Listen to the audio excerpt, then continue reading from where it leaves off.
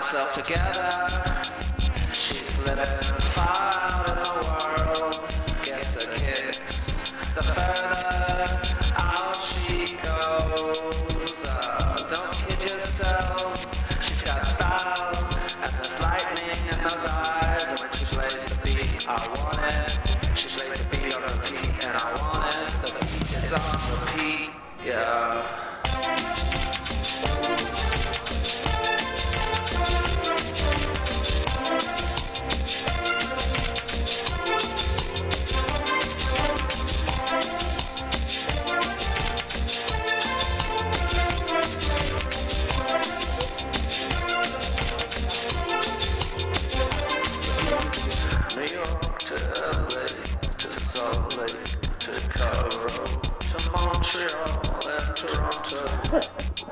I wish you could dance, 'cause it's even only in your love.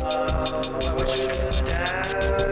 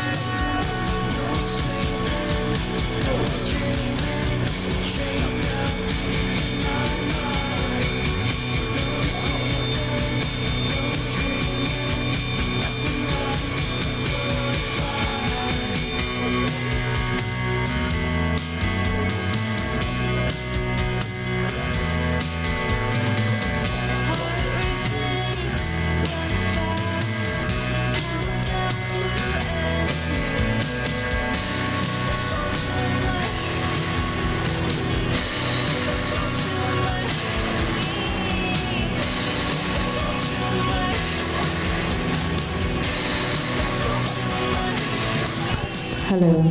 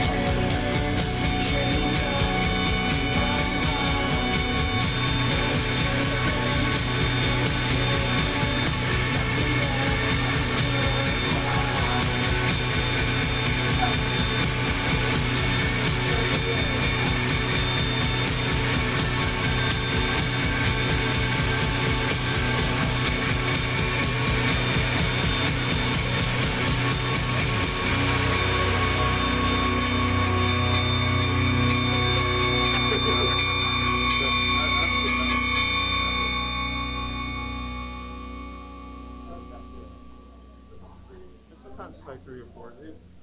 I don't have to work hours. Just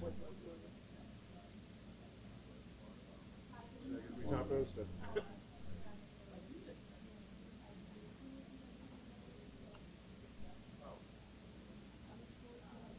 What about you? I'm guessing. Well, for a long time, so I. Our data is mined, our art is monetized, and now our voices and likeness are being cloned without consent. And yet, we're told we should be grateful for exposure. The music industry is not broken. It's working exactly as it was built to. Keep artists engaged, but not empowered. You create the value, and corporations harvest the profit. Here's the truth nobody tells you. Spotify and major DSPs collect everything about your audience. They sell the data to advertisers, train their algorithms, close brand deals, and share it with labels and sponsors. Just not you. Think about that. You don't get paid, you don't get access, you don't get receipts. Access to our fans shouldn't be a privilege. It's our right. This is why we're building ProsperXO, created for artists, by artists. And we're not just building technology, we're building a movement. A system rooted in transparency, protection, and sustainability for artists everywhere. Build with us at prosperxo.com. Hello! So dramatic. Good evening, everybody. It's so great to see so many special, familiar faces here. I'm Lauren. For those of you that don't know me, I'm the CEO and one of the founders of ProsperXO. I first want to say thank you to all of you for being here in person in a world that keeps pushing us into algorithms and isolated scrolling. Choosing to gather in a room together really matters. About 10 months ago, when ProsperXO began, we made a very intentional decision to start with town halls right away. We believed, and still believe, that real change does not start with an app. It starts with community. It starts with people sitting in a room, sharing lived experience, sharing resources, asking hard questions, and building trust. ProsperXO is an artist-first ethical technology company and education and cultural policy initiative rooted right here in Austin. When we say artists first, we mean artists are not an afterthought. They will shape the design, values, and outcomes of what we build. When we say ethical technology, we mean transparency, consent, data ownership, and sustainable compensation, not extraction. But before infrastructure, before building, before policy, we need understanding and we need to unite. That's why these town halls exist. They exist so artists can share their voice, so researchers can share their knowledge, so resources can be named, so we can connect the dots between lived experience and structural change. Education matters, listening matters, uplifting artists' voices matter, and meeting in person matters. Because culture does not move through algorithms. It moves through rooms like this, through humans. Tonight is a powerful example of that. We are honored to be joined by two incredible scholars from the Butler School of Music at the University of Texas at Austin, Professor Robin Moore and Professor Charles Carson. Both of them have dedicated their careers to studying not just art, but as labor, livelihood, and social reality. Professor Robin Moore is an ethnomusicologist whose work centers music as lived experience, deeply connected to culture, policy, identity, and community. His scholarship has examined music in Latin America and beyond, and he has consistently approached musicians not as data points, but as people whose labor and stories deserve care and dignity. Professor Charles Carson is a musicologist whose work examines American music value and meaning within cultural systems. As a scholar, he explores how music circulates through institutions and economies, and how narratives around music shape the way artists are valued or undervalued. Together, they co-led the Support Austin Musicians Research Project, and this research is extraordinary. The Support Austin Musicians Project does something that rarely happens in music cities. It listens to musicians at scale and translates their lived realities into evidence. It examines housing instability, income precarity, healthcare access, gig-based labor, the gap between Austin's global music city identity and the actual conditions musicians are navigating. It turns stories into data, not to reduce artists to numbers, but to make it harder for institutions to ignore them. It asks, if we celebrate music as economic development, tourism, branding, and cultural capital, are we actually supporting the people who create it? This research is not abstract, it's rooted here in this city with the people in this room and beyond, and that is why tonight matters so much. Because research without community can sit on a shelf, community without research can be dismissed.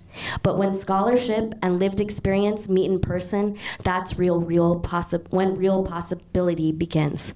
So tonight, we are here to learn, to listen, to ask questions, and to imagine what it would look like for Austin to truly treat musicians as essential cultural infrastructure. Please join me in welcoming Professor Robin Moore and Professor Charles Carson. We are so grateful for your time, your work, your commitment to artists in this city. Robin and Charles, the floor is yours. Lovely introduction, thank you. You're welcome. You're welcome. Well, that's. I hope we can live up to all that. That was nice. A really great introduction. I have an extra mic here, if anyone would just there we go. Beautiful. I do want to start off real quick by shouting out a couple of other people who worked on the project with this. Sonia Tamar-Seaman, who's one of our colleagues, professor at UT, who's done this before, who preceded us in this. But then also some of our graduate students who also, I'm not going to name all of them, but the graduate student labor that went into this as well. We will also be, as part connected to this project, we'll be hosting a conference this weekend, more of a symposium this weekend on Saturday and Sunday. Saturday will be at UT, Sunday will be in the community. That takes up a lot of these issues around labor and economics as well too. So just FYI, before we begin. Yeah, thanks very much for the introduction. I must say, traditionally, at least the music school at the University of Texas has not been as connected with the city as we would like. And so Charles and I and our whole team. We're very grateful, I think, to have a research focus that let us meet with people and learn from them and hear their stories and try to amplify their concerns and sort of put musicians to some degree in dialogue with city officials and kind of think collectively about the best way forward in terms of policy that could support music and the arts. So yeah, it's been a great experience, and we're kind of looking at how to move this whole project forward, actually. So as we talk through things, we're hoping to get input from you on how to most appropriately focus our attention going forward. Obviously, there are concerns with income and with housing and booking and licensing and all Parking. sorts of Parking.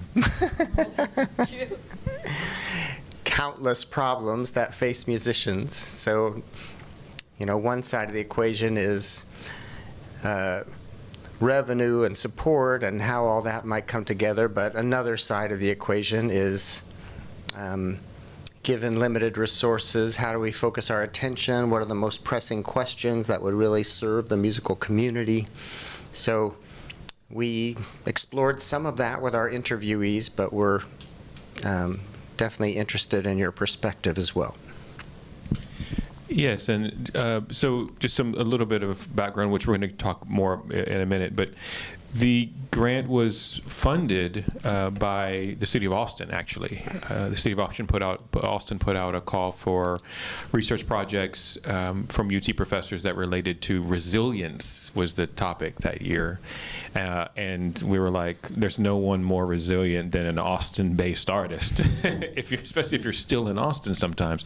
So one of the things we sort of spun it a little bit and said, well, can we look at community? And I think that took them by surprise a little bit that we were kind of focused that way and not sort of up towards research and data collection and in this sort of more traditionally quantitative way. And so thanks to the city for funding us for this grant, which was about a year-long project. Of course, it still bleeds on, but a year-long project we're hoping to continue. It was through a memorandum of understanding between UT and the city. So it was a bit easier than many grants, which you lose 30% as soon as you get a grant. 30% goes somewhere, you never find it again. So this is a little smoother. I think we lost 17% on this one, but yeah. But it was. I just want to shout out that the city did, in fact, give some support to this. We were able to do a presentation to the city. Very briefly. How brief was the presentation? 4 minutes? 4 minutes. It was a shared presentation with other grant holders, so they on a Zoom call too, by the way, where we went around and how did it go? And it went 4 minutes. But still, we were really really grateful for that support, and we were hoping that the city, state, and federal government would continue these kinds of research projects going forward, because as you'll see, we believe artists, we're focused on music primarily, but we understand that the arts are intertwined. But we believe that artists are the lifeblood of any city. That's the reason why people want to be here. I mean, I know they love the snacks in the room back here in the co-working spaces, but what do you do after work? What do you do? What is the kind of thing that draws you to a city and makes corporations want to be based here because cool people like you are based here, right? I mean, it's like the lifeblood. So I know I'm romanticizing it a little bit, but I was in theater in high school, so there you go. Yeah, my impression is that there's been a lot of energy recently going into sort of top-down corporatist visions of sort of the importance of music and top-tier artists and new amphitheaters and all of that kind of thing. I recently went to a sound diplomacy event in LA. I didn't quite know what to expect. I found out later that it was funded largely by Live Nation.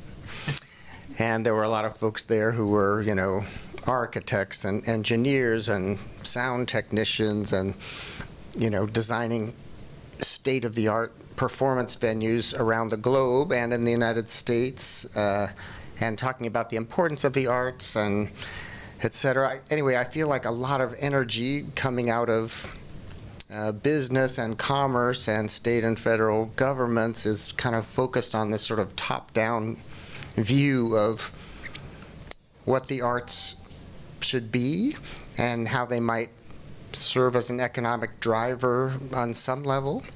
But unfortunately, a lot of that top-tier stuff can be detrimental to local venues and local artists and kind of shuts out a lot of perspectives from particular places. So I view our project and our conversations here as kind of part of an attempt to add a different dimension to a lot of the energy that is associated with creating cultural infrastructure and et cetera. And I'll also say, amongst that list of people, I didn't get to go to LA. I've stayed here in Austin. I teach my classes, but well, you're welcome. Thank you. I don't know if my students feel the same way, that I wasn't canceling class, but this conference, one thing, if you listen, we didn't hear you mention in that list were musicians, right, or artists there. So it was a lot. It feels like you're reporting back that it was a lot of like people who would benefit from, let's say, policy in a different way than the people on the streets. And I think that's the point you're making, is there are people who are looking at arts and arts policy in one way. And one thing we wanted to do with this project is capture like the experiences of the people for whom arts and arts policy is actually drawing, and I love this word, extracting, right, labor.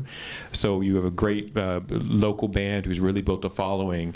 So let's build an arts policy that gives this billion-dollar corporation tax breaks. Right, so it feels like disconnected in some way, and so we were just. I like to say it was a lot of work. I mean, the website was a lot of work, but or dealing with the guy designing. No, that's not true. He's a great guy, but in this case, the work was really, we just would ask open-ended questions like, "What's it like being a musician in Austin?" or "What's it like being," and it would be like a fountain of information. And the data collection was very fun that way, because you're just hanging out talking to musicians. I've been training for this job since I was 13. So I was ready for it. It was a lot of fun. Then when you start to go back and we start to process and read these narratives and read and transcribe these interviews and try to find what are the connecting points with what are the attendants and sinews that are connecting these narratives, that's where we started pulling some of these data points out, some of these topics out that we can talk about. But the idea was no one had really asked these people this. And we have some city surveys, we have some data, but those documents, let's be very clear, are meant to turn around and give that data to offices that will market the city to corporations, right? And I'm not going to get on record as being anti-corporation, but instead talk about the realities of these decisions, right? These policy decisions. There's something I'll say all day long, every day. Anytime you stop me on the street and I'll say, well, people ask, well, what's the solution? And I say, policy got us into this. Why can't policy get us out? Right? We set up policies to benefit certain demographics and certain levels of the industry. But then when it comes back down to sort of help other levels, all of a sudden, well, like laissez-faire, So, am I a big policy person? No, but I'm a big person for consistency about that. So, I can step down off my soapbox a little bit. Did you want to? Start this slide? Sure. Sure. Let's start the slides. Okay.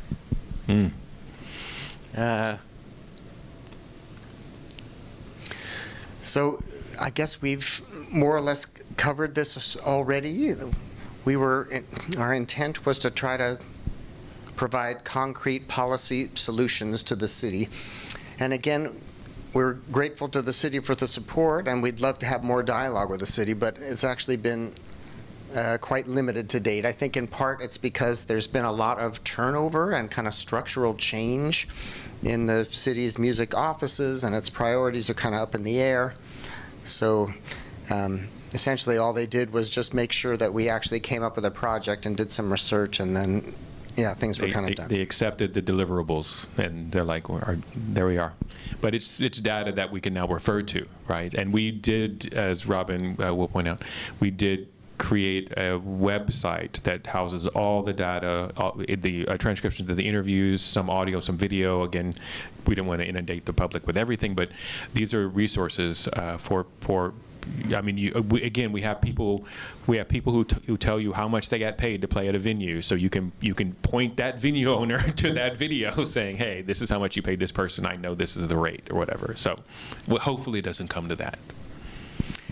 Yeah, given that precarity and money are so central to the Austin musical experience for a lot of people these days, it was interesting to me that the Austin Music Census did not talk about income at all. Maybe the idea was that it was too sensitive a topic and they didn't want to bring it up, but clearly it's on everybody's mind. So, or artists care more about art than money, right? That's the narrative, the struggling, the starving artist, right? Elizabeth and I talked about this before. The starving artist, the narrative, but nah, I'm not buying it. I'm not buying it. Everyone else cares about money. Why can't the artist get paid, right? Sorry. I guess we're ready for the next slide. Sorry. So essentially what we proposed to do was think about, there's a lot of policy literature and a lot of publications on things like musical labor or how to create a sustainable cultural community,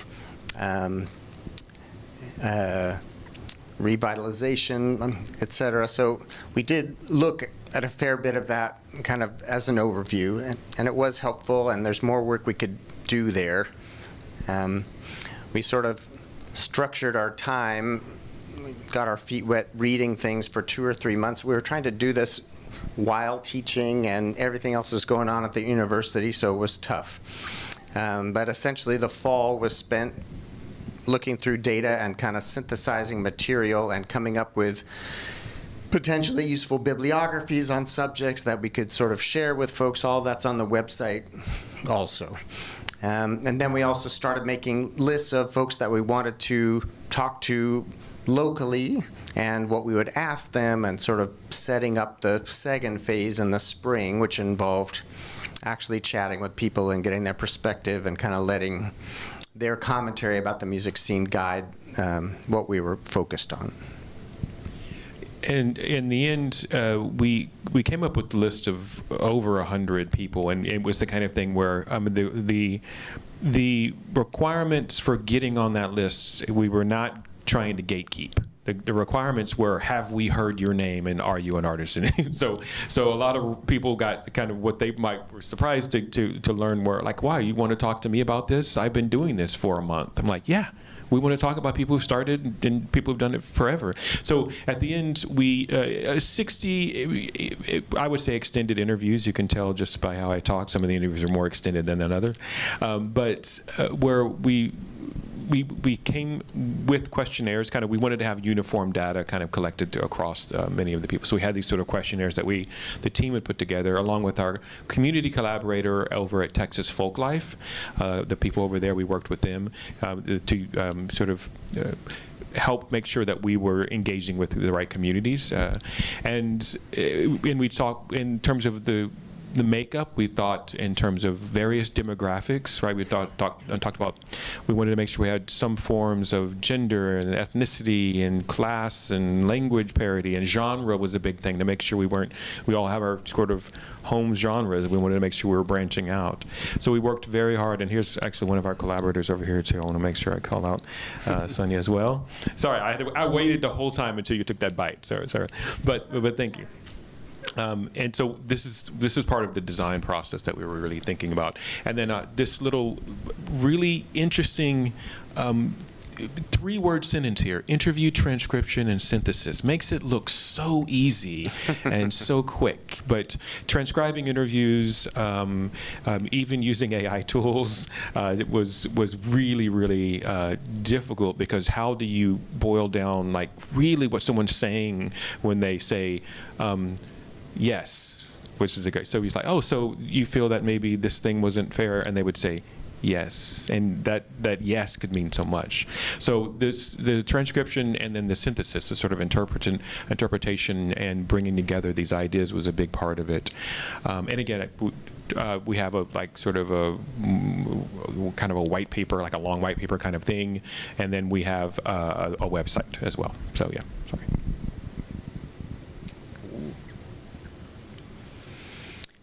Yeah, so we started off with all the local info that we could find and try to inform ourselves on some level. All these sources proved quite useful, and certainly pause play gets into the weeds in terms of digging at a lot of useful. And thanks both Elizabeth McQueen and Miles Bloxon for doing a lot of our research for us. But this is what I mean, community and collaboration, right? This is what it's about. Thank you. I guess that's all I wanted to say about that. I think we can move on. So this is the site. I guess we thought we'd take maybe 10 or 15 minutes and kind of walk you through what's there. This is just kind of a still from one of the early pages.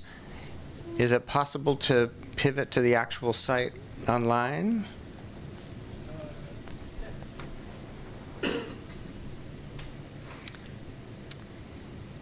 We do have a few slides and such later, but a lot of the conclusions you can draw are actually there also.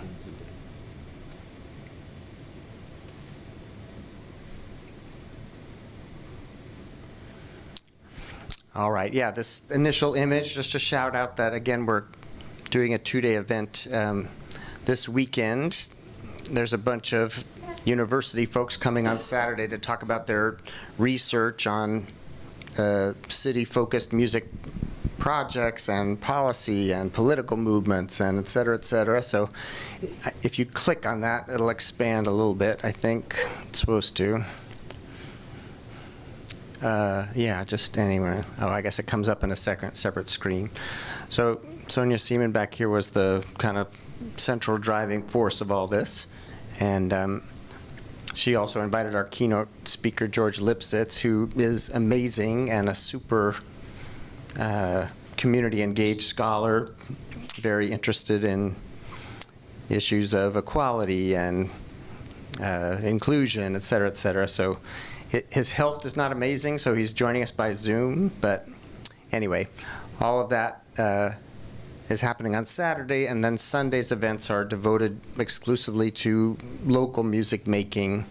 And we'll be talking a little bit about the project again, but there are a number of different things planned. And if any of you are interested in the actual website, we're happy to share that link with you. I guess you can close that. We'll also be sharing on Prosperenzo's socials, all the schedules. Yeah, and Lauren and her team have been amazing with their support of this symposium, and especially with the social media stuff, because I've aged out of a lot of being able to do that. So we appreciate people who still have that skill set. Thank you. I guess we can move kind of quickly through this. If you want to, I guess we should just click on the links up above, Charles. If you'd like to just show our research team quickly, about a third of the participants were from Texas Folklife. So again, they were sort of advising us about making a lot of local connections. Alicia Oliver heads up Texas Folklife, and Kevin Parm and Janelle Ramirez also work there. The other folks are, yeah, either faculty or students in at UT. We had a lot of folks who were interested. Our program is kind of intense at particular moments, so we had to choose folks who were into the topic, but not coming up on a big exam or writing a dissertation or what have you. But anyway, the team was amazing and had a lot of diverse interests. And if you're interested, you can click on any of them and read their bio and sort of hear a little more. Hire them to copy edit or to proofread or to write copy for you or anything. So, including my picture. And everybody, for the most part, did about 10 interviews and transcribed them, and then we sort of worked them into themes and et cetera. You want to maybe click on the interviewees next, or do you want to? Yeah, let's go to interviewees. So, not every interviewee is represented here in a headshot.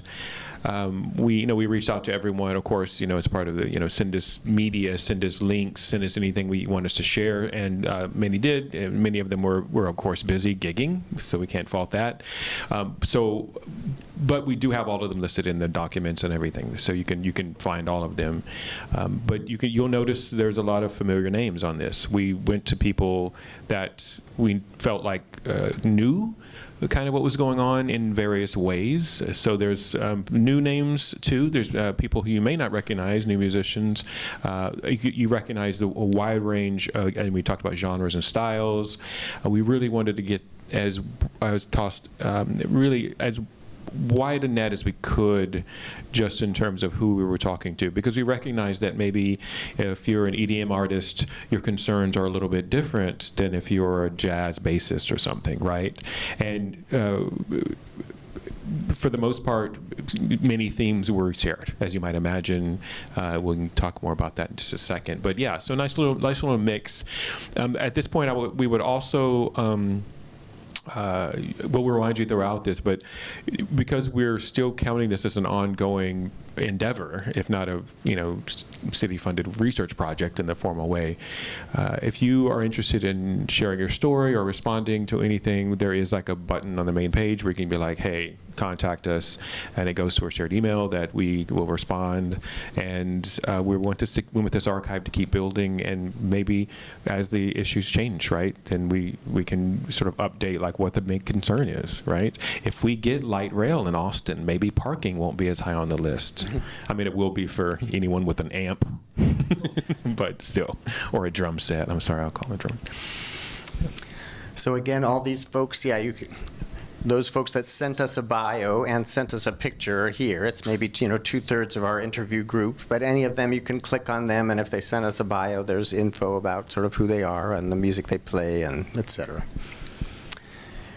So feel free, click on quotes. One thing we did was to start separating the topics that people cared a lot about and started chatting about more.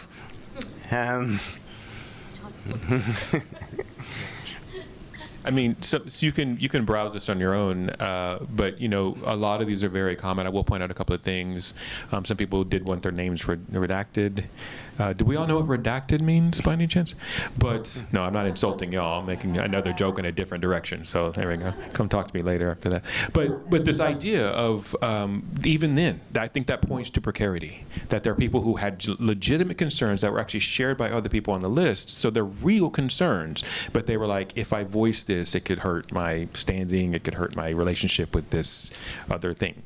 So there's also those forms of the network, the gatekeeping kind of precarity that's still happening, that's still here, unfortunately. And of course, we wanted their ideas to be shared. So we asked them, can we just put it up under like singer-songwriter or anonymous or something? So yeah, I mean, all kinds of stuff comes up here, like you can't sell CDs or music downloads anymore, and venues are closing, and yeah, I mean, all kinds of concerns. And venue owners too. We reached out to Eileen over at Sarah, if you know Sarah over on Weberville, and spoke very candidly about the changes that have happened to her block around Sahara just in the past like 30 seconds. It's just happened so fast, and to be able to sustain and hold on to that venue and provide the kinds of musical experiences for the public and for musicians, of course, it's an incredible feat. And I don't think we all think about venues that way. Sometimes when we think about venues, we're thinking about Live Nation, venues, but there are, these community-based venues that are doing really, really amazing work and are kind of hitting the same ceiling that a lot of individual musicians are.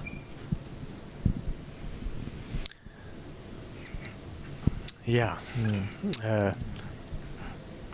Cost of living was an issue. Anyone surprised? What were you saying, Robin? You just read the cost of the average household income has gone up again. Yeah, I was reading that the average median household income in Austin now is about $130,000. That's U.S. dollars. I checked.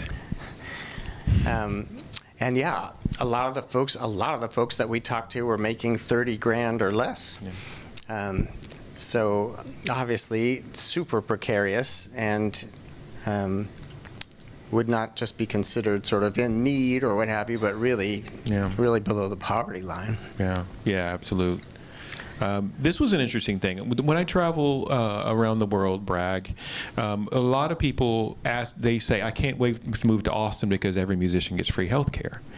And so one thing we were really trying to capture too is, of course, HAM's doing amazing work. This is not an anti-HAM statement. This is more like the kind of need that is out there that HAM is trying to address is a very real thing. And, unfortunately, musicians sort of get off the bus bright-eyed and bushy-tailed, and they're like, where's my insurance card? And it's a lot more difficult on both ends, both on HAM and on the individual ends than this. So we wanted we put questions in this about, hey, how are you using these resources that are out there that are actually the successful ones? These are the ones that are like held up as like, wow, we have really done something major here, and still seeing like the struggles both in terms of what they're doing and how they're providing their services to individuals. So yeah, it's interesting.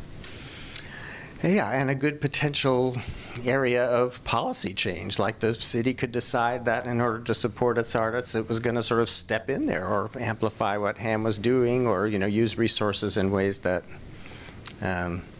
would have a significant impact on costs.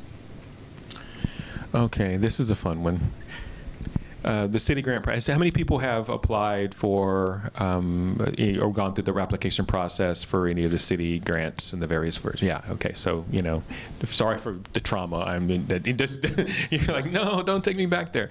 No, but it is a thing that again, this is something that we almost take for granted, that we do have these kind of grant making opportunities available to us. And again, they've been sort of tweaked in this cycle, but the idea is that there's these sort of terrace kind of grants for like smaller beginning artists and mid, and then like larger institutions. That's kind of the model. It's not our model, it's a model that we adopted from other places. But musicians talked about, many of them didn't even get to the project and the questioning, right? The project that they were trying to fund with the grants. They talked a lot about the process of actually applying for the grant and how it was not artist friendly. It was not, and again, it's not, these aren't even individuals they're dealing with. It's not like I called the city and they were mean to me. It was like the form was set up in such a way that I couldn't do it on a tour bus on my phone, between gigs, which is, let's be real, where the magic happens for a lot of people, right? Or the idea of calling people and talking to people, these kind of structural things about application and going to workshops and stuff like that, like this, where people are like, I can't come to this thing right now because I'm at a gig trying to pay for the next gig. And this was something like structurally, like how do we simplify this? How do we streamline this to make this more effective? I guess the jury's still out on the current cycle, because we're sort of in the current cycle now, but we've had gone through 2 cycles since this. So the second cycle introduced another level of funding, so it kind of changed this. And then things got tweaked again. If you remember this year, the deadline was pushed back. If anyone was paying attention, they were tweaking some things because of changes in the office like we talked about. So we're hoping to get back to people who've gone through this more recently to see have any of these, has anything changed in terms of how these things are administered, right, as well. It sounds like it might be a good idea to wrap up this section and segue to some Q&A or specific questions. Did you want to share the research part? Yeah. Just quickly, So the resources part is not as important maybe, but it has those bibliographic lists that we talked about on particular subjects that we consulted for folks that are trying to think about this other places. One of the things that we were trying to do was not kind of reinvent the wheel, but think about, what's going on in other cities, kind of innovative policy that could help. So there's some ideas there. And then, the final summary is probably the most important, so maybe we could click on that on the far right there, the orange button. Sorry. The final The- summary. Yeah, it's loading. And you could just scroll down. So there's a big outline here that lists stuff by topic. You can scroll through all those different paragraphs, or you can kind of look at topics that interest you and click on it and kind of go directly there. Maybe if you could just focus on maybe sections 3 and 4 just for a minute. We'll just talk briefly about that before we close. All sorts of things came up in the interviews that I found really enlightening, like the costs of creating, what does it take to get somewhere and buy the appropriate equipment, or copyright things, or reach out to agents that can help you with licensing issues or promotion. And again, this is kind of a policy issue. The city could decide that it wants to invest in that kind of structure and help musicians in those tangible ways that might serve larger numbers of people, as opposed to offering a one-off grant to a selected group of people. A lot of concerns about career advancement and how far you can go as an artist, and whether you can really kind of break into a top-tier career here, or whether you have to leave the city. A lot of concern about the disappearance of independent venues, and also there were concerns about the demographics of performance, and whether women and minorities had appropriate spaces and recognition. Anyway, so the final section just talks about essentially the most basic conclusion was that the city doesn't have nearly enough money to affect structural change and really do the kind of things it needs to do. So there needs to be some discussion with some of the high-tech industries that moved into town precisely because they were interested in culture and the arts and the kind of the hipness of Austin. And then we also have to think a lot about what are we going to do with those limited funds, and where do we want to intervene. Some of the other slides that we don't have to hit in the presentation, talk about additional income for artists, or trying to amplify the money that they make at a particular gig with matching funds, or housing initiatives, or again working with booking agents and promoters, and or providing money to venues themselves so that they can pay artists better. I mean, there are lots of different approaches. So one of the ways we're hoping to take this forward is to explore some of those issues in greater detail and try to make a case to the city that certain approaches represent their best investment for the money. Absolutely. I mean, I would point to a few of these recommendations. I would ask you if you're interested in reading academic stuff. But this is we worked very hard to sort of be very clear about, the problem with parking is there aren't enough parking spots. Actually, it's more complex than that. The problem with parking is there are, but then we build a building, and as we're building a building, we take all the parking spaces away from that entire block. So now, you're parking. If you do get a parking pass from the city, they have this program where you can get these parking. You're 7 blocks away, and again, I'll point you back to the idea of pulling an amp or a drum kit 7 blocks uphill in downtown Austin, for example. But yeah, so some of the small problems, climate change. There's fewer gigs in this. I didn't even think about this. There are fewer gigs in the summer now because many of our venues are hybrid outdoor, and they just can't afford. No one's going to be hanging outside drinking, beer in the sun in 130-degree weather. So they just don't book bans as much anymore. And we had not really thought about that. That was something that was really interesting. I don't have a solution for climate change. Attenuating artists, attenuating audiences was another topic that interested me. Some of the folks we interviewed felt it was generational, like maybe young folks were just used to mediated entertainment on a screen and weren't willing to make the effort to actually come out. Some found cover charges prohibited. There were all kinds of issues in that sense, but even for the folks that made the effort to get out and play, sometimes generating the sort of crowds that you'd expect locally was difficult. Yeah. A lot of changes have befallen Austin, as you know, if you've been here for an hour at least. But it's the kind of thing where it's just happening so quickly that the sort of the natural organism that is, let's say, a music scene can't keep up. Right? And again, I'll get back to why are these changes happening so quickly? They're happening because there were policy changes put in place to facilitate those changes, right? Tax breaks given to corporations.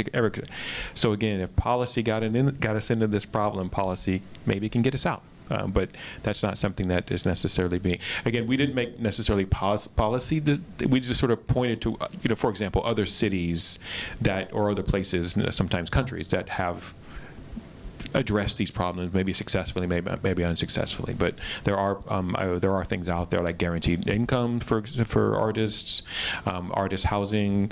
This is something that we're interested in looking at now, is housing policy stuff. And Lauren and I talked about this. How can housing policy change when in fact the city doesn't, quote, build housing? It just promotes the building of housing. So you actually have to talk to developers who are putting capital in and make them believe it's worth it to invest in this. So we can go down rabbit holes, of course. But yeah. Maybe we should end our formal presentation here and segue to a different moment. Great. Well, thank you for letting us talk to you about all that. And again, we're happy to elaborate on any topics that interest you. But yeah, thank you. Yeah. I can go ahead. Thank you so much. So normally we do an interview portion. We are short on time, so I do want to ask some questions. I have specific questions, but I'd like to open it up to you guys first and see if you guys want to ask questions, and then I have some questions for them as well. Does anybody want to ask some questions? Oh, you got that? Open it up, Lauren, yeah. Okay. So you said policy is the kind of the catalyst for changing this. I'd say why are we assuming it isn't when it, so we can try policy, we can try anything. But yeah. So how do we get started with that? Who do we petition to get this discussed? I mean, the first thing I would say is vote so that you're petitioning the people who will listen to you. That's the first thing I would say, which sounds like a controversial statement, but it is in fact the foundation of all democracy. So it's a couple of thousand years old. But I mean, in terms of the city, they've now reorganized many of the music and arts offices into ACME, which is a interesting use of an acronym. But so now if you sort of move through that office, you can sort of reach out to these offices that are now like a one-stop shop for arts and entertainment issues within the city. That's kind of how they envision that office being the sort of, at least as it was explained to me, to be the sort of touch point for that. But it overlaps with other policies too that are at the state level. So the Texas Music Office, right, which is not an Austin office, but it's a very powerful office in terms of how policy is being made for the arts in Texas, and that.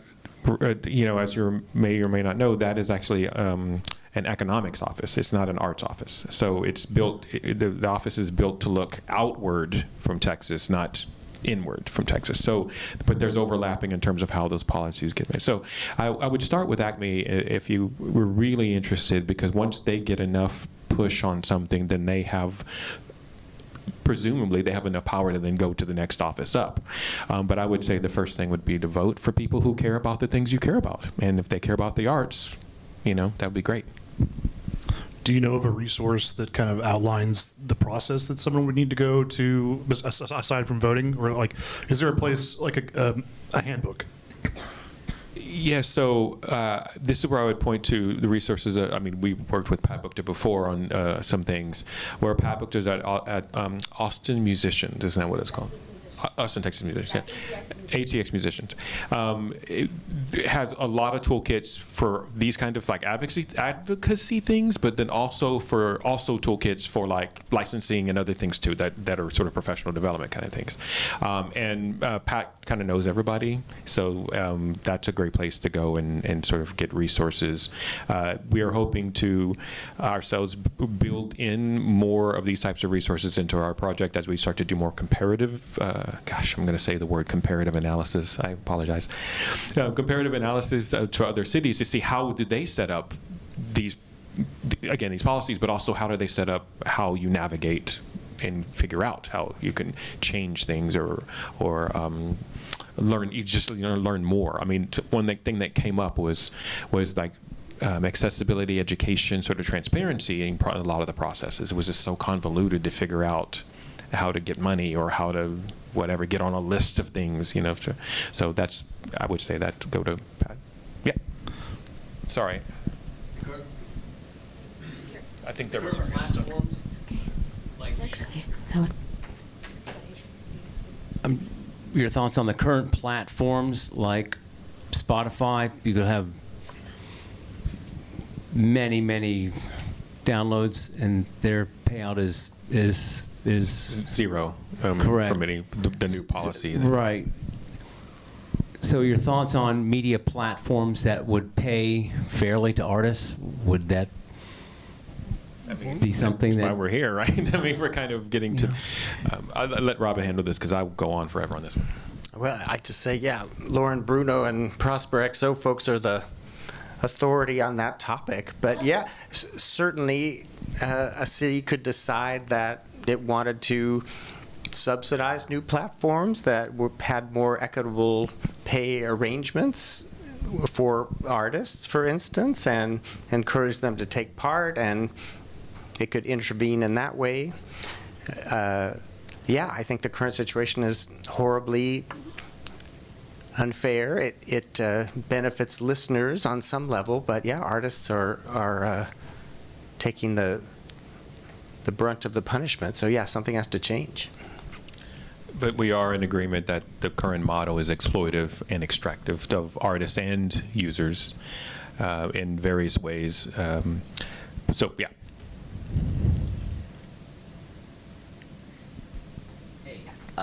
Hold on. All right, there we go.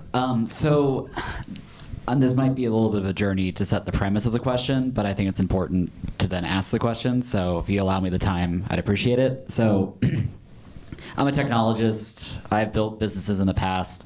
I'm a product of like the 2010s expansionist technology manifest destiny gold rush that kind of created these dynamics on platforms to begin with. And there are a couple core principles that I think people like me were taught to achieve success during that wave. One was network effects, and others were power laws. The whole thought was, in an economy where everyone is uber connected to the internet and the cost of connection is zero, right? Like trying to acquire as many users, earn lock-in, brand affinity there, essentially traps people into a dynamic where you monopolize a corner of a market, and you're now the dominant node in a network, in a distribution network, right?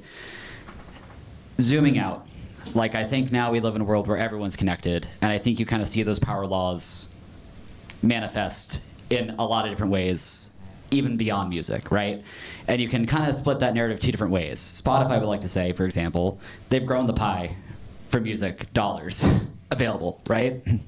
They say, yes, local artists might be struggling, but Taylor Swift she's a billionaire, right? And she's one of the first female musician billionaires to exist in our economy, right? And a lot of the attention driven to her through streaming is what props up her tour sales, is what produces that economic benefit for her, right? So I guess my question is like, I think in the short run, that does create like an extractive element as wealth and attention basically transfer from local economies like ours to the global stage, right? And it manifests, and even kind of solid, I think, on your research, like every moment a young person chooses to interact with a musician or an artist through their screen and not at a bar or a church or something in their community like they would have when networks were hyper-local and there wasn't a sense of a global scale or distribution for anything, right? So to land on the question, now that I've kind of set the premise, right? I think you're articulating one potential cudgel against that, which is local policy that kind of tips the scales back, right? And creating government incentives that then try to bring more dollars back in, right? But I guess what I'm curious, whether you saw in the research or whether this question came up at all, I mean, we're at the Capital Factory. It's a center for entrepreneurship, right? Are there hyper-local or decentralized businesses that maybe don't have a ambition to scale nationally and maximize a profit motive and raise a ton of money and take a bunch of money from a VC to then go public one day, right? That can materially help a local economy in this new networked age. There's a lot there. My tongue is bleeding because I know that we have time constraints, but I will just say a couple of things. One, everyone should read Cory Doctorow. If you haven't read, I mean, this the enshittification is it's the late stage. It's the I call it like the zombie moment of platforms where like they're just too dead to die, but we keep. So a lot of this is, of course, the lock-in is a big part of this and everything, but I think. First of all, the premise is there, so you said all the layers of it, but effectively, like, is there an individual who does not want to be a billionaire? I mean, so we got to find that person who, according to your premise, would be coming to this building every day, right? Yeah. So, the odds are not in our favor. But the idea is, like, are there local ways that, here's my thing, why can't it be, my socialist parents would be mad at me, but they're not socialists, they're very conservative. But they would be mad at me for saying, why can't it be scalable and ethical? Like, right? So this is something, and then again, I should shut up because this is, Lauren is about this, and there's a lot of material that Prosper's, Lauren's posting and Prosper's putting out that talks about this way more beautifully than I could. But the idea is that we can take these local scenes with us all the way up, right? So the local artists, local audiences, right, can all benefit from this scalability in ways that I think are more ethical. I mean, again, more ethical is very easy. That more ethical is simple. Like, ethical is hard, but more ethical, just to get less unethical, is very simple at this point, right? But this way of doing that, I think that's a possible. So I'll tweak that premise a little bit and then answer it by saying, this is one of the things that drew Robin and I to these conversations with this team, was that they were asking that question and no one else seemed to be asking that question. You know, we've been approached a lot by, well, not a lot, but several times, by people who are like, wait, you did all this work, you have all this data, that's great. We should have a meeting. And what they wanted to do was to find a way to exploit that data for whatever platform they were developing, right? And they were the first group that came and said, we want this data to benefit the people it should benefit, right? We wanted to kind of use the power for good instead of evil, right? So this is I would point you to the Prosper people. I mean, all I can do, I'm on your side here, where I'm like, how do we do this? Except you know way more about the tech than I do. So. Yeah. I'm also happy to be in dialogue with anyone who wants to talk about that question. I have thoughts.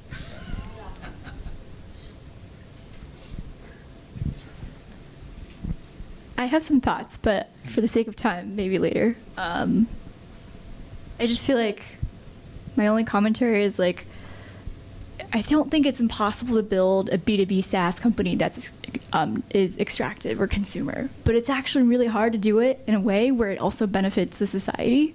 Like, I don't think it's particularly like a difficult problem to be like, I'm gonna make tons of money making an app and just like I don't know. I just think there has to be ingenuity, and like I don't know enough. And this is kind of related to my question, which was you guys mentioned that there are examples of other cities or like communities in America or in the world where like there are pieces or features of their policy that seems to be effective, and I'd love to hear you guys share a little bit about ones that stood out to you.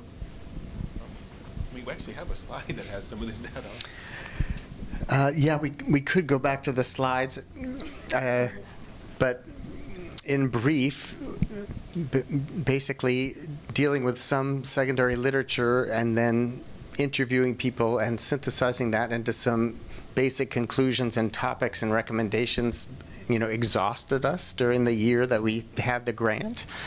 But there are so many more questions, yeah. And I feel like since this conundrum that's facing Austin, its own success and hipness and growth is essentially squeezing out all the weirdness and creativity and fun spaces and stuff that used to be here. That's not a unique problem. And so I do feel as if there has to be a lot more sustained dialogue with places, in this country like San Francisco or New York or others that have kind of dealt with these issues already, so that we all don't have to be inventing the wheel. And then I think we also have to look internationally at places that approach the arts a little differently and feel that the government's role is a little bit more central in terms of paying for things and making sure that there's live music in the town square and all kinds of organizations have some support, et cetera, et cetera. So I guess we view that as our potential second stage, as really doing some deep dives into particular interventions that cities or regions or federal governments here and elsewhere have undertaken, and considering, what is most efficacious and what should we really sort of pitch to the city of Austin in terms of policy change that could make a useful difference.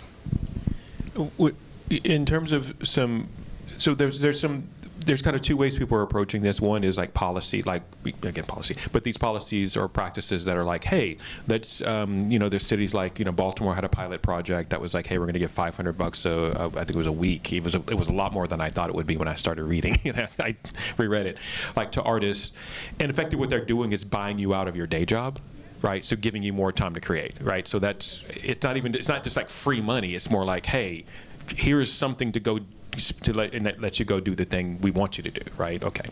But then there's also other things. So if you think about how much you spend on healthcare, on transportation, on education, on all these other things that other places get for quote free. Again, it's rolled into other taxes and stuff like that. But people who are artists and musicians are not taxed at that level, right, for it to be like I keep hearing about Sweden, 60% income tax. That's a lie, first of all. It's a lie. I work in Sweden. They don't do that. But if you didn't have to worry about all these other things, how much, I don't mean worry about paying, but I mean like if you weren't worried about breaking your leg and going bankrupt, how much more creative could you be, right? And so there's also that level that's not even the sort of what policies, but it's like, I know we're talking about the city of Austin, but like the idea of there's other places that just have kind of built more of a structure underneath artists and people, well, artists are people too, some of them. And the idea is like if we could think about it like bigger even, right? Then that would actually help us solve some of the small things. Because then if you're like, hey, what if every artist got a free house and Lamborghini or whatever they're afraid is going to happen, right? And they said, no, definitely not. It's like, okay, what if they got $500 a month? It's like, well, that's not a Lamborghini. So we could think big and then, aim for the stars and land on the moon kind of thing, right?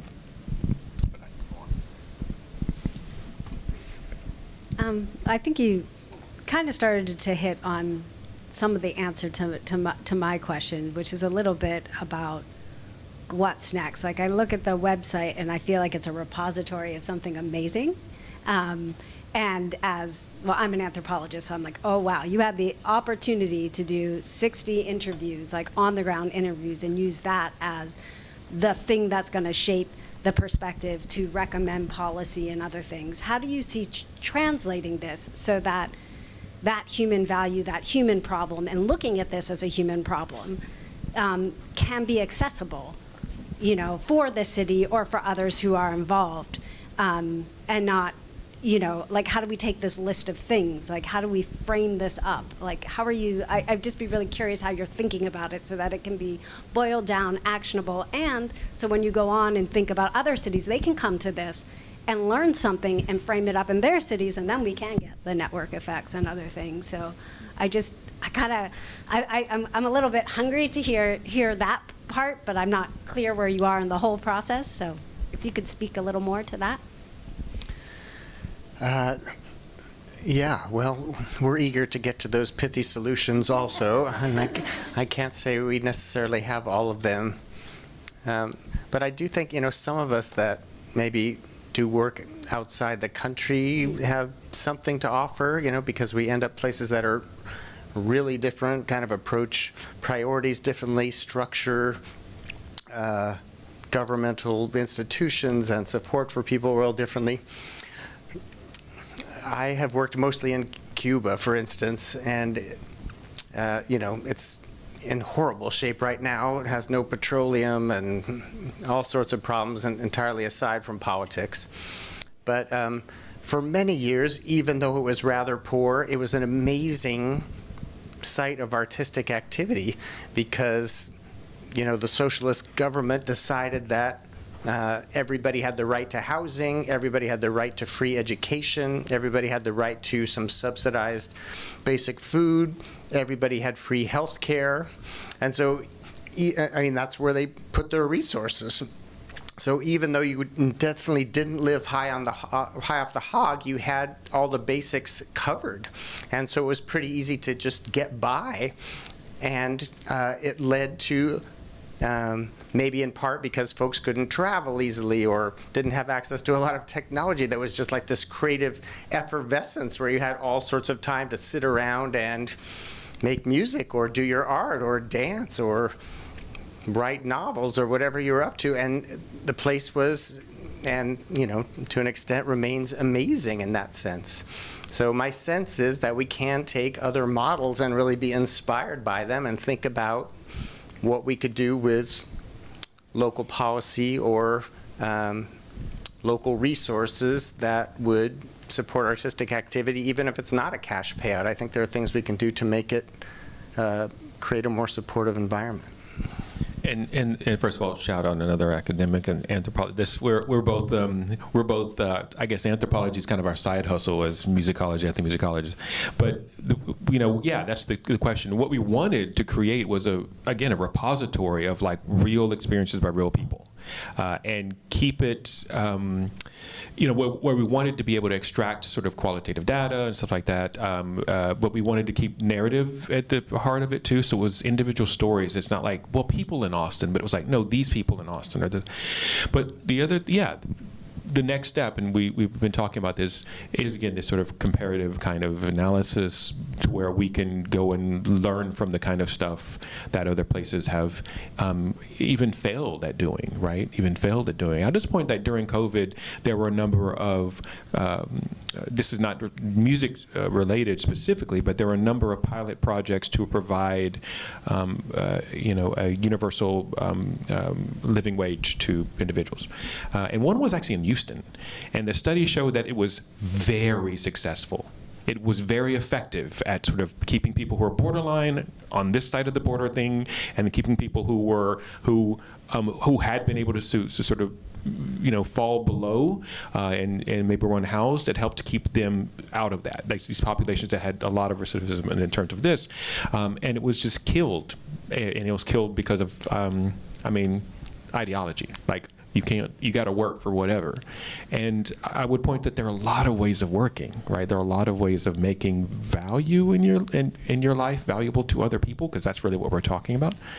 And when we get to the arts, it's actually very easy for us to point to this, like, you know, France. Germany. Again, I work in Sweden, and I know many of you are like going, hey, Sweden, big like arts capital, whatever. You have not heard a popular song today that was not written by a Swede, right? Because in the 60s, they changed their entire music education system. They say everyone's going to have access to music education. We're going to train people to write songs, to play bass, to whatever. And I mean, the first generation to benefit from that were the two songwriters behind ABBA. And then because they won Eurovision, come talk to me after if you're a Eurovision fan. When they won Eurovision, they just doubled down, and now all of the album 1989 was written by a middle-aged Swedish man. So if you're a fan of pop music, you can thank Sweden for the most part. That's because they invested in it. That's because, and it's like breathing there now, right? If we go there and we go to models, maybe. I mean, it's a slower, course to get there. But if we sort of accept that these models can work, because right now we're arguing that they can work, not that we should do them. We're arguing that they can work. If we can get just over that hump and say, hey, no, there are places that this has been effective. Let's try to, prove me wrong. Let's fail at some type of, livable wage for artists to sustain the spirit of our city.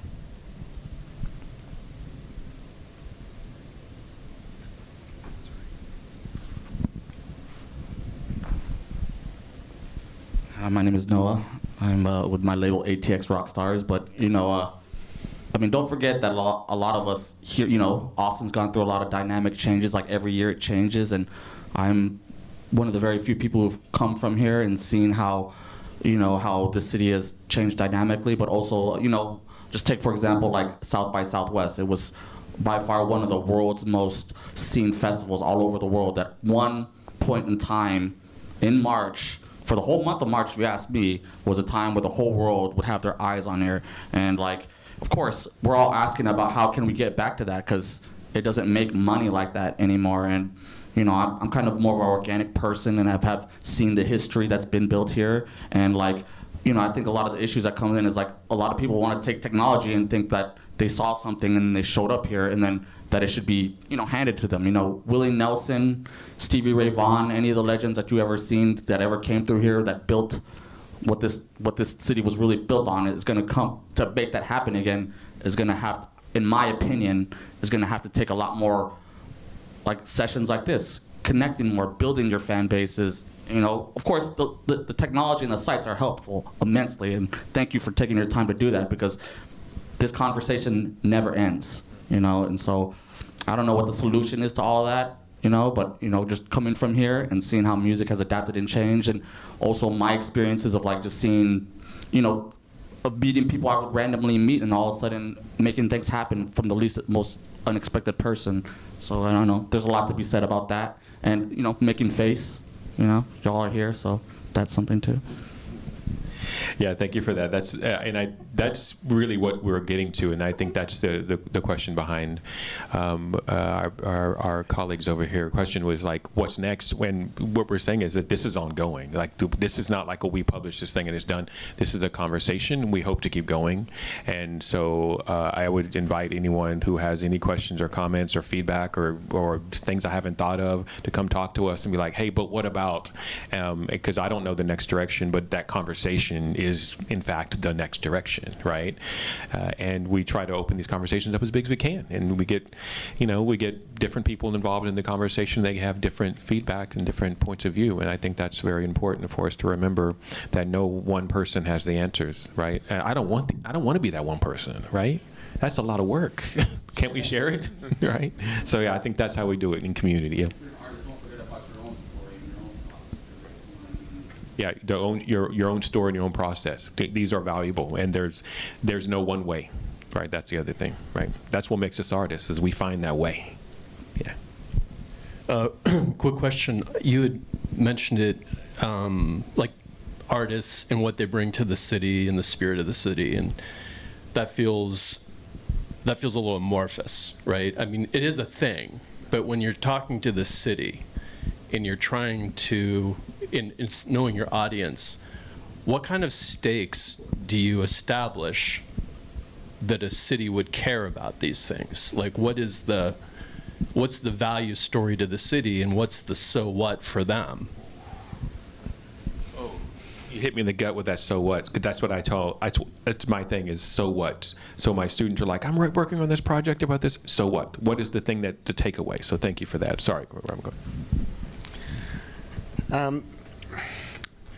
I'm not entirely up to speed on it, but I do think there is quite a bit of literature on the efficacy of music and the arts as an economic driver. I don't think that case is really hard to make, and I think maybe that's the primary lens through which the Texas Arts Commission and all sorts of agencies like that see things.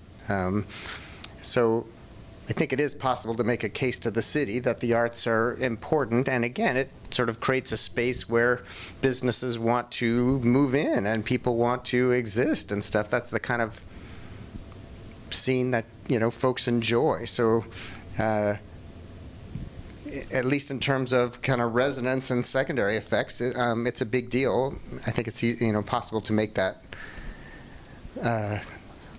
case in kind of crass terms. I think one thing I would caution against is this sort of qualitative speak that most of these policies are based on. Okay, if you hire one musician, they bring in 0.73 cents a day into that kind of thing, because I don't want to reduce people to those anyway. So, but instead, you can look at. I mean, I'm going to be a little mean, but to make a point, not to be mean to this place. But if I were in charge, I would go to the city and I would say, look at San Francisco. Look at them 10 years ago, look at them 5 years ago, look at them 2 years ago. They invested in a certain kind of thing that was based around the certain kind of place it was. That then became not that place anymore, and everyone left.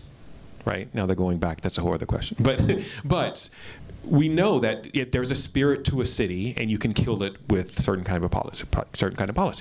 You can exploit. It's like bleeding that spirit so much that it's just it dies. So we can look at case studies, and this is what we're saying, where policy has been efficacious or not, and say like these are warning signs, or these are potential benefits. And there are exceptions. I think if you look at like large market centers like LA and New York, but you can be hyper-specific and look at areas of New York, for example, and see when we invested in this thing, everyone moved there because it was cool, and then it's no longer cool because guess what? Everyone moved there, right? And so the same thing can happen where, okay, this policy, I just would imagine, I have this nightmare I wake up from where one of these large tech companies and I'm not calling out tech people, large tech companies that moved here in the 2010s because we were so cool and hip and we had these music festivals and these art festivals and all these things, that one of them leaves. And on their building, instead of the name, they just put up a thing that says, Austin just got a little less weird. And that's terrifying that they would then associate themselves with what, but that will happen. That will happen. That, someone, I'm not going to name a company because I don't want to jinx it because a lot of people work places, but they'll leave for the next city that will give them tax breaks, and then people will lament them leaving, and we're like, no, but that was the cycle here, and we didn't see it because we weren't kind of looking holistically about how these larger ecospheres really of art work, right? I don't know. That's my thinking. Yeah, and then the other thing I would point to, let's talk about Circuit of Americas for one sentence. I work on one of my other research areas is music and tourism. So I look a lot at tourism and tourism policy and stuff globally. And I worked on a little mini paper with one of our former graduate students, Harrison Montgomery, and we looked at the effects of the Formula One on Austin, in particularly like musically, right? Looking at who's getting booked and how they're getting booked and how they're using music in this way. And Formula One was going bankrupt. It was going bankrupt. They could not get Americans interested in it. They could not get foreigners to come to Austin. Right, so it was getting it lost $5 million like every year the first like 3 or 5 years or whatever, and so guess what? They booked Taylor Swift to play, And then now it is what it is. And that was a musical, an artistic decision they made, right, to invest in art. I mean, there's layers of art to invest in, right? But they realized there is something here about this that can do something, and it restarted the entire engine of that institution, if I can call it that. And so we know that it can work. We know that this kind of stuff can work. We know that the arts can be effective in this way. And my fear is, of course, is that they know it too, but they're making decisions the other way for whatever reason. I don't know. That's my fear. If I'm thinking of it logically, I don't understand why they're not doing it, but maybe they're not thinking logically. Sorry. Does anyone have any more questions that you want to ask? We good? You have any, Elizabeth? Oh, Sonia, you have one more. Okay, we'll do one more question, and then I'm gonna ask a few questions, and we'll open the town hall. Shout out and thanks to Prosper. Come to the symposium. It's all free. Saturday at UT campus from 9 until, I don't know what, 7? 7. And then Sunday, you'll hear Prosper and colleagues and artists and venue owners, and it's going to be at the Millennium Youth Entertainment Complex. Free. And you can't drive anywhere on Sunday anyway because of the marathon. Yeah. So just come. Have it on Valentine's Day. Yeah. Thank you. Yeah. And the Saturday is at UT, the Butler School of Music. And you guys have worked so hard bringing academics from all over the U.S., right? It's not just from Austin. So that day is going to be focused on academics. And then Sunday, they're bringing Acme, so people can talk directly with Acme. They're going to have a round table talking with a bunch of academics and people in the Austin community. We also have a panel talking about gig labor, community, and how we build more sustainable systems for artists. It is free, and it's going to be great. So excited. I first wanted to say thank you for taking time to not only be here, but also put so much time into this research project and caring so much about the arts and the music industry and culture. Can we give them a hand of applause, please? I do have a few questions for them, and then this last part is like an open town hall. So anybody here, if they have an event, if they want to share anything, really, even if you want to share what change you'd like to see, it's really open to your voice. And then we'll close with short networking. I did want to touch on a little bit of what Sean had mentioned, just a little bit. Because I think it is very important to talk about, and even Charles, you were talking about how it's like from top down, I think it's something that's important to talk about is building tech companies and the steps that it takes to do that. And I think simply what we can talk about is the decisions that are made at the beginning of building a company.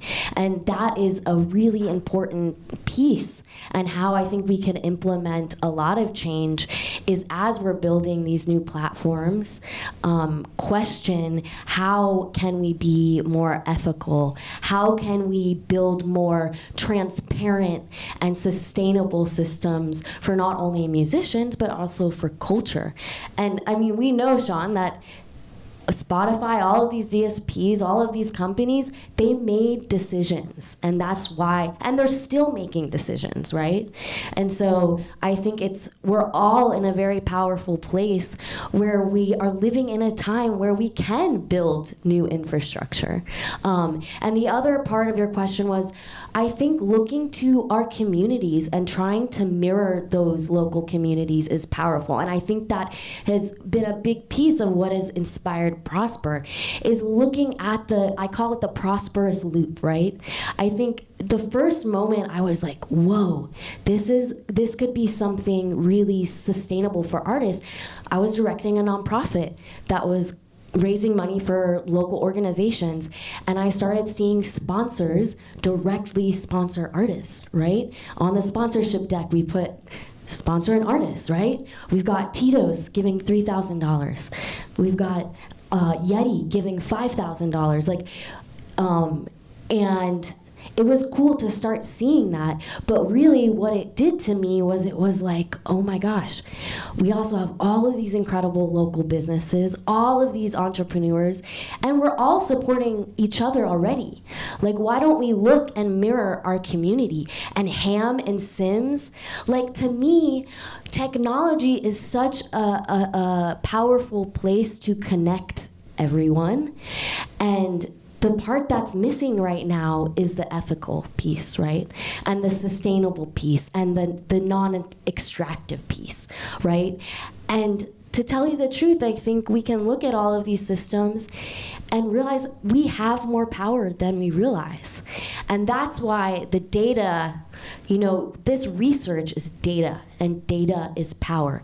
Data is powerful. Power for policy change, but data is also powerful for artists. And I think that's a big piece of building Prosper. It's how can we build a system where artists have full transparency and access to first-party data? And what is valuable data to the artist, right? And honestly, it is a big thing. It's big questions. It's a big thing to take on. But this is what matters, having the conversations, taking the step-by-step of like, what needs to happen and what are artists experiencing and how can we build better, more equitable, transparent, and honestly fun systems that bring more long-term sustainability, long-term ownership to artists. And we are just in such a special city because we have it all here and we're all doing it as a community already, right? And I think if we just continue to incentivize that and build off that, which we're going to try to with Prosper, the Prosper is loop, it matters, right? The reason our tagline is when artists prosper, culture thrives, it's because I truly believe the more we give back to the artists, all of these pieces that are struggling, the venue, the even the entrepreneur, the small business, it's a prosperous loop, right? Because when we look at the economic impact, which you guys have done so much research on, we see how much music and arts contribute. Nationally, arts has contributed 1.2 trillion to the U.S. GDP. But just in Austin alone, I think it was over 4 billion last year, the music industry contributed to Austin, Yet we still have, I think, 38% of artists living at the poverty line. And I think it's time for us to stand up, right? It's time for us to give power back to the artists. And it takes a lot of uniting. And the last thing I'll say, it's like the reason I think, too, your work is so important. Policy takes a long time, right? Those grants that you guys mentioned, I moved here in 2009. Conversations about the hot tax and those grants started around 2010, 2011. And it took a lot of people, Pat Buka being one of those groups, Austin, Texas musicians, but a lot of groups of people to push that through. And I think they've been implemented 4 years now. Yeah, and it's groundbreaking, though. I think we are the first city, is that right, Elizabeth? But that's what I mean about Austin. We did, even though it took a long time and a lot of power and unity and pushing it forward, we ultimately did look at hot tax and we gave it back to our creatives. And if we can keep also focusing on that, like you guys are doing, and pushing it in the city's face and continuing to talk about that and unite, then systematic reform will be possible, right? But yeah, I know that doesn't answer everything, Sean, but it's a big mouthful. But yeah, we have more power than we realize, and I think us all being here is a testament to that too. Oh, thank you, son. Thank you. I also want to say thank you to Joseph for doing the slides and our website and being a chief experience officer for Prosper. Also an incredible friend and musician. Also Gabriel Phoenix, he's our CPO, our chief product officer and CTO. And thank you for being here. And Courtney Ryan is our senior brand designer. Her and Joseph has been key to our branding. And yeah, just want to thank them. I had a bunch of questions, but we are running low on time. So I just wanted to ask 2 questions for both of you. Why do you love music? And what inspires you most about music? So that's the first question. And the second question is, what do you believe should be the next step in Austin to create a more equitable economy? But yeah, who wants to go first? Why do you love music? I love music because music is just wiggly air. That's all it is. Music is wiggly air. And someone whom you never met, so maybe they died 300 years ago, they can wiggle air and make you feel the way they want you to feel. And that is both scary and sexy at the same time. And I just love the feeling. I love I'm always in the search for new aesthetic experiences, and that's what music does for me. And personally, it's taken me from nowhere to being in front of you lovely people, so I will pay it back that way. And what's next? Did you want to do the what's next question right behind it, or you want to go back? Let's hear from Robin why he loves music, and then we'll end on those questions. Yeah, I guess for me, it's kind of the community and the connection with people.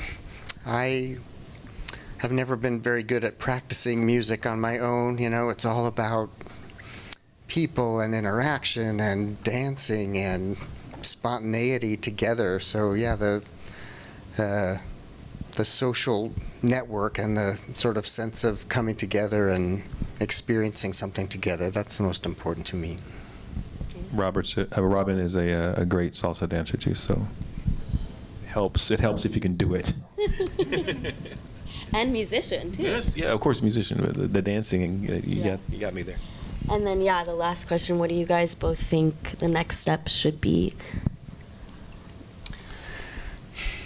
You know, it seems like a lot of folks in this room have ideas at least as sophisticated as what we've thrown out there. So thank you for sharing.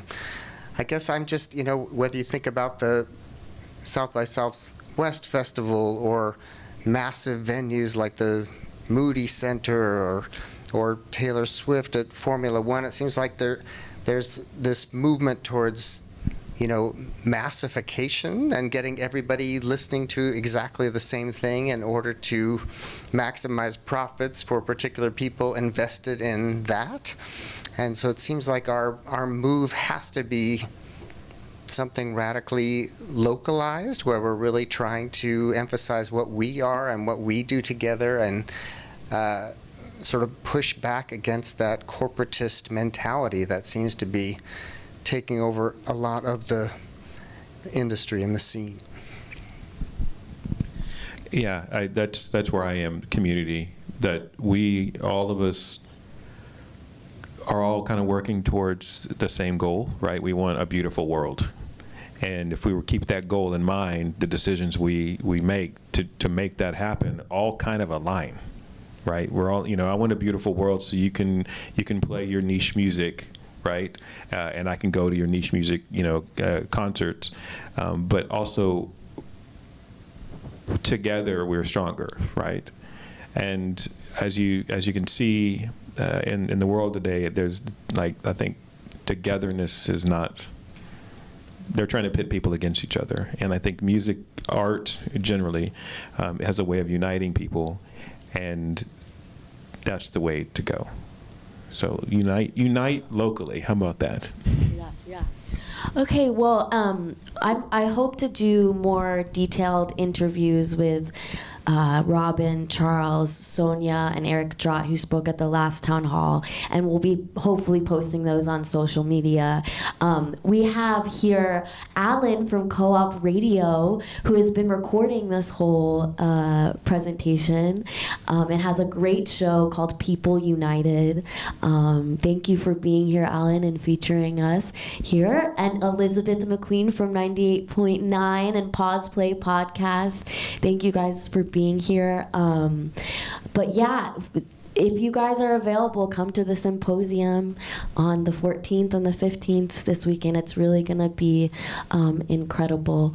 And then, yeah, I just want to open it up for the town hall. So if anybody wants to share what they've got going on or changes they'd like to see. Do you guys want to make any other comments? Or you good? Okay.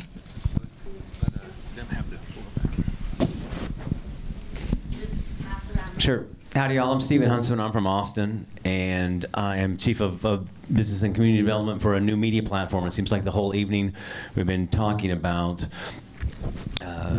getting artists paid, and that's exactly what we are launching here from Austin, Texas, a new media platform where you actually own your content. And the founder actually just walked in. This is Amir, and basically we are beta testing now and would love to share the link with you and get your feedback. It'll be the highest payouts of any media platform where you actually own your content, unlike any other media platform. And you can also, you can also reach and touch all of your followers and contacts, unlike any other media platform, and it's bot-proof. It goes on and on. It's really cracked the code on data security, and it's being launched right here in Austin, Texas. So, again, if you'd like the link, we'd be happy to share it with you and get your feedback. And we also have a venue that we own right down the street here on Cesar Chavez. We can have up to 850 people there. During South by last year, we had multiple events a day, and are here to just support the artists and community and get y'all paid. That's what we're here. That's it. Again, I'm Steven, and it's called OWN, where you own your content, own your data.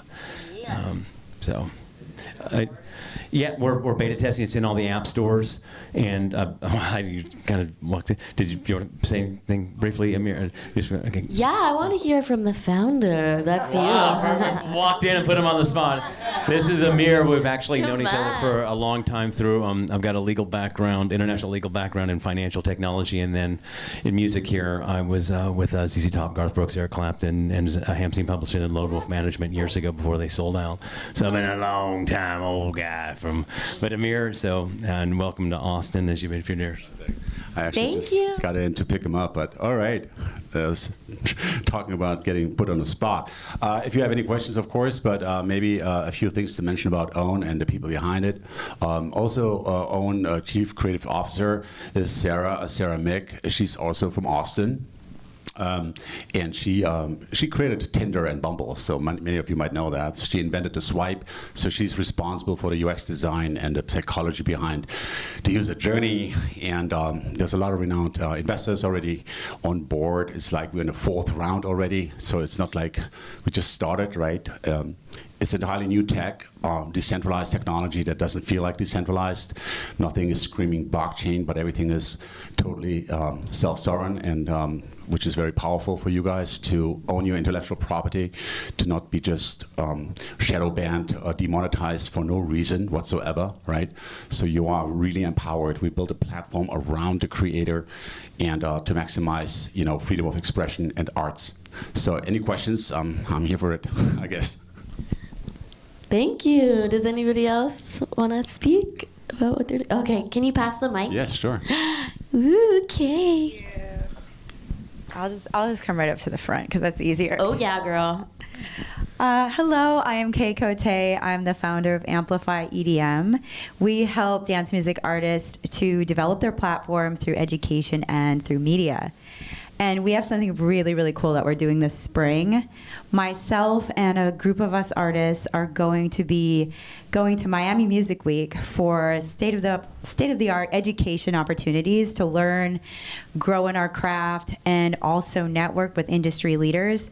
And we're running a campaign right now, so talking about sponsoring artists, we're looking to raise about $50,000 to send a few artists to Miami, and the event starts March 23rd. So if you know of anybody who would like to support artists on their journey to grow in their music and grow as an artist and bring that education back here. We also do an education platform here.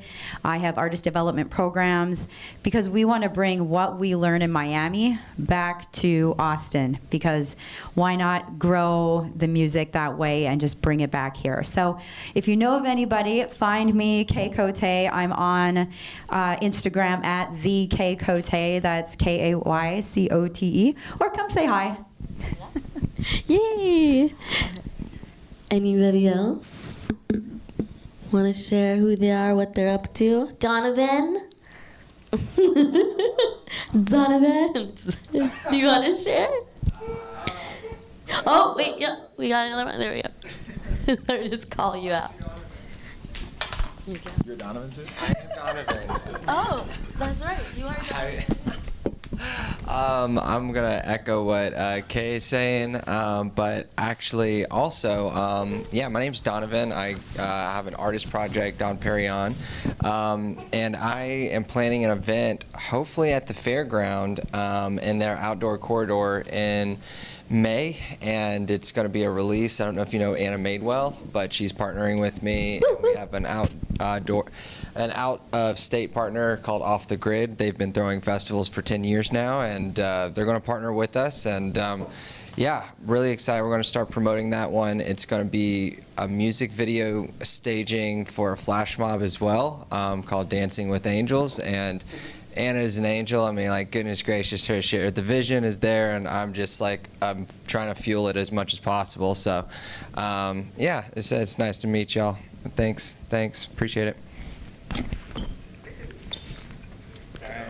Yeah, Donovan, let's go, baby.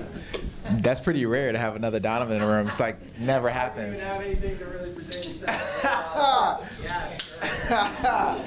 Cool. Well, what's up, everybody? My name's Donovan. I've been living in Austin for about a year now, but I moved out here. I work for a company called Venice. Venice is a company that does a lot of things, technology building for artists, but we also are a community-built platform. Really, it's founded by a guy named Troy Carter, and we are pretty much our whole goal as a company is to really just like give artists tools and different resources that they need to be successful. So a lot of my job is hosting events, digital events, bringing in our industry network. We are actually working on an event for South by. We're going to be partnering with an organization that's based here that was actually in your website as a reference was DAWA. So they're all about giving back to the community. So we're going to be working with DAWA in March, and we're putting together a whole 4-day week of programming, and then we're going to also have a showcase where we're going to be featuring artists to perform there. So the event starts Saturday, March 14th, and then it runs all the way until the 17th of March. And we're going to have just different people from the industry. The Manager's Playbook, Mauricio Ruiz, he's going to be doing a live taping of the podcast. We're going to be interviewing a manager. Troy Carter's going to be coming out with Dan Runcie to have a conversation just around the future of music. Dan Runcie founded Trapital, which is like one of the big music podcasts. So he's going to be coming out and just talking about technology, the future of music, and just how to really help artists build sustainable careers using these new technologies that are being built. And yeah, we got a bunch of programming that we're going to be working on. And yeah, that's just a little bit about what's going on. And yeah, thanks for having me.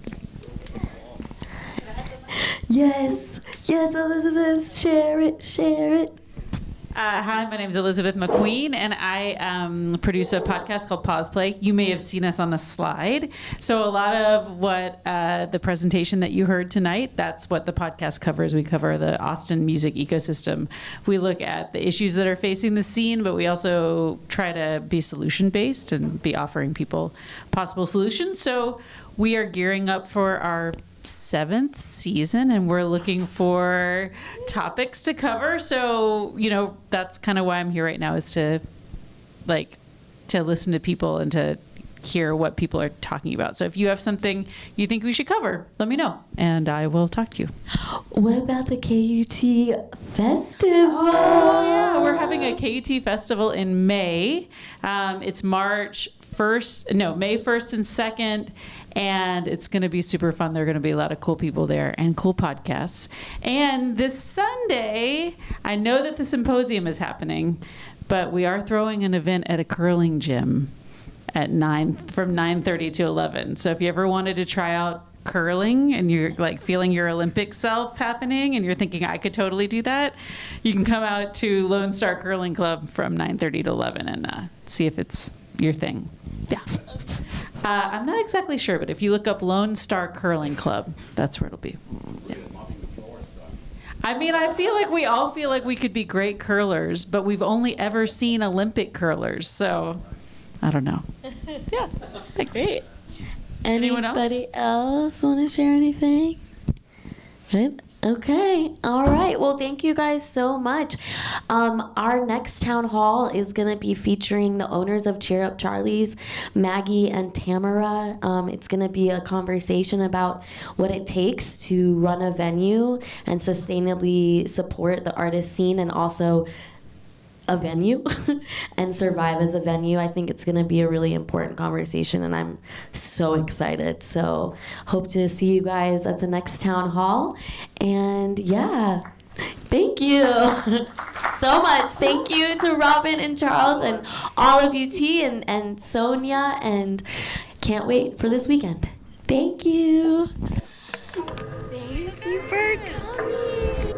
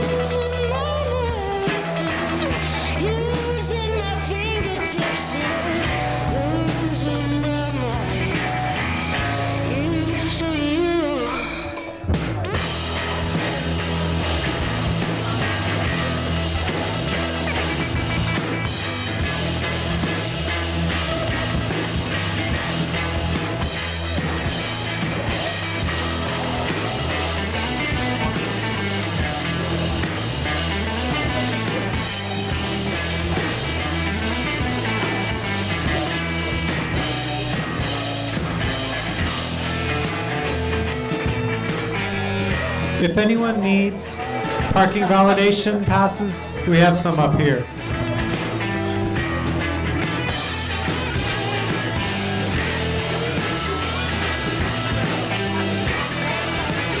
Thank you so much.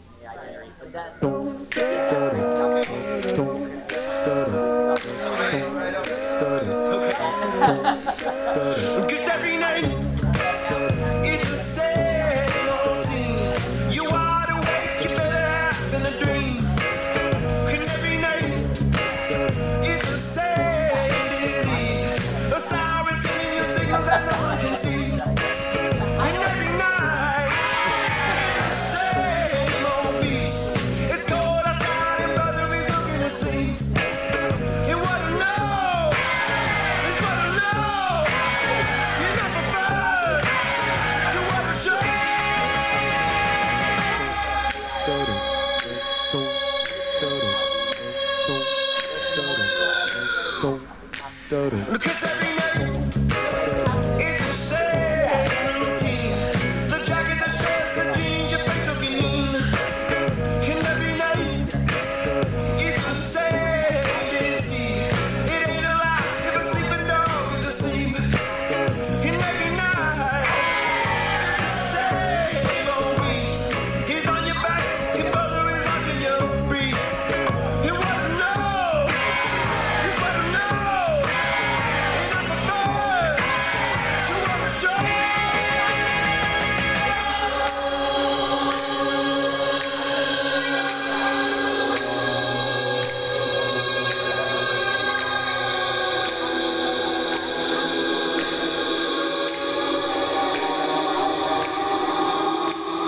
Cause every night it's the same old scene.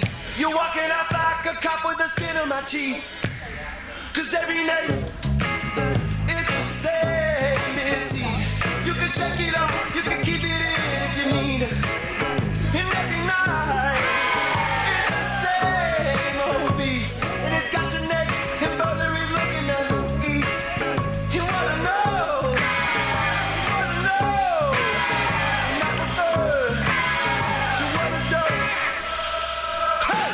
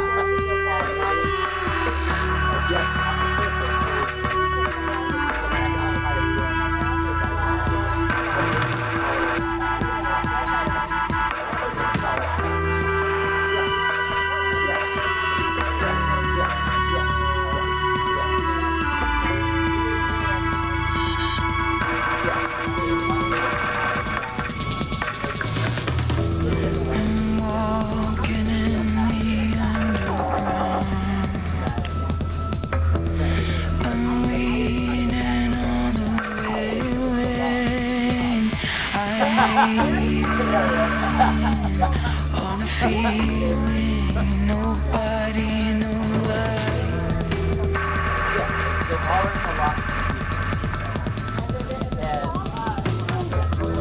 The moon pulls the ocean back.